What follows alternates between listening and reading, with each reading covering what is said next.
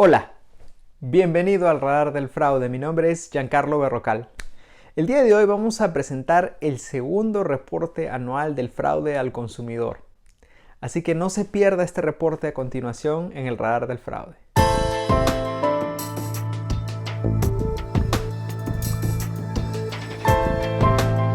Lo invito a darle me gusta al video, compartirlo en sus redes sociales y también suscribirse al canal si aún no lo ha hecho. Muchas gracias.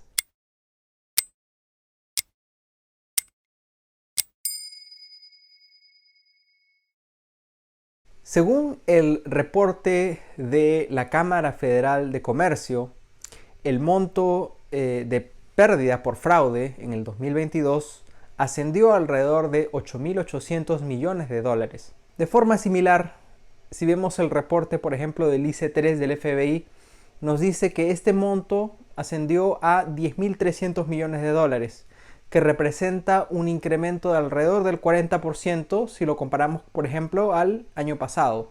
Hay que hacer hincapié, sí, que este monto de pérdida no representa el universo total de fraudes, porque estas agencias solamente presentan estadísticas de los casos que el consumidor decide reportar, ¿no? A continuación vamos a revisar los 5 fraudes que ocasionaron más pérdidas en el 2022. En el primer lugar está el fraude de inversiones en criptomonedas. Y esto lo habíamos visto ya el año pasado, habíamos advertido de que este fraude venía incrementándose, los casos que hemos recibido en el programa también nos daban una alerta de que posiblemente este tipo de fraude cause la mayor parte de pérdidas en este año. En el segundo lugar vemos que las compras en línea representaron el tipo de fraude que ocasionó más pérdidas. Le sigue las estafas de empleo que afectaron a los grupos más jóvenes, y ya vamos a ver a continuación por edades cómo este tipo de fraude afectó al consumidor. En el cuarto lugar tenemos las estafas de soporte técnico y por último las estafas amorosas. Bien, aquí a continuación en la pantalla les muestro un cuadro en el cual vemos los distintos grupos de edades y vemos que esta proporción de fraudes reportados por el consumidor es consistente con el 2021. Es decir, las personas mayores de 60 años usualmente reportan los mayores montos de pérdidas por fraude y los más jóvenes reportan menos que obviamente los mayores. Sin embargo, vemos que las incidencias de fraude en los grupos más jóvenes se han incrementado a comparación del año pasado. No necesariamente los montos, pero sí las incidencias. En cuanto a los métodos de pago, es decir, los métodos que los criminales prefieren para poder cometer estos tipos de fraude, vemos que las criptomonedas, el uso de las criptomonedas y también las transferencias bancarias son los métodos preferidos, ¿no? Y vemos aquí en la pantalla que el año pasado, por ejemplo, también vimos que estos dos métodos eran los que más se reportaban. Sin embargo, este año hemos visto que las incidencias y los montos asociados a estos métodos de pago se han acentuado aún más. En cuanto a los métodos de contacto, el método de contacto preferido por los criminales siempre son las redes sociales, es decir, el uso del TikTok, del Instagram, del Facebook, etc.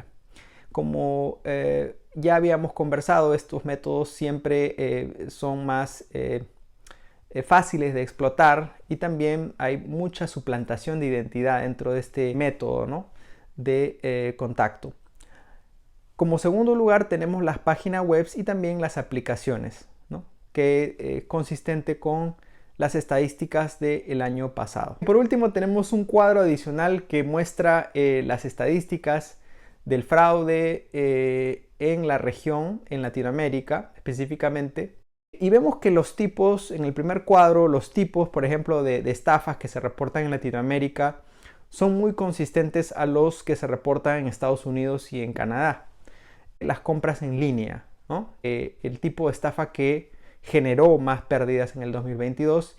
Y le siguen las inversiones en criptomonedas, ¿no? Entonces, mucho ojo a los consumidores en Latinoamérica que decidan comprar en línea, y sobre todo páginas nuevas, páginas que de alguna forma no han revisado o han tenido experiencia comprando anteriormente. En cuanto a los métodos de contacto, vemos que también en Latinoamérica se prefiere el uso de las redes sociales y también las páginas web y las aplicaciones. Por último, los métodos de pago sí varían con respecto a los reportes que habíamos presentado anteriormente.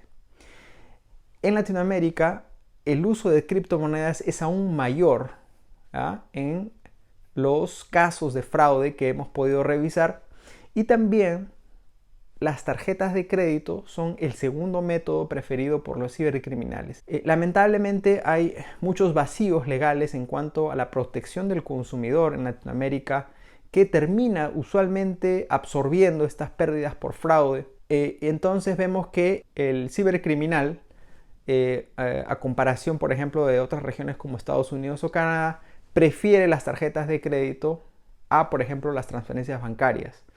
Este es un dato muy importante, ya que hemos visto consistente con este reporte los casos de fraude que se reportan con tarjetas de crédito. Muy bien, eso fue todo por hoy. Muchas gracias por su atención.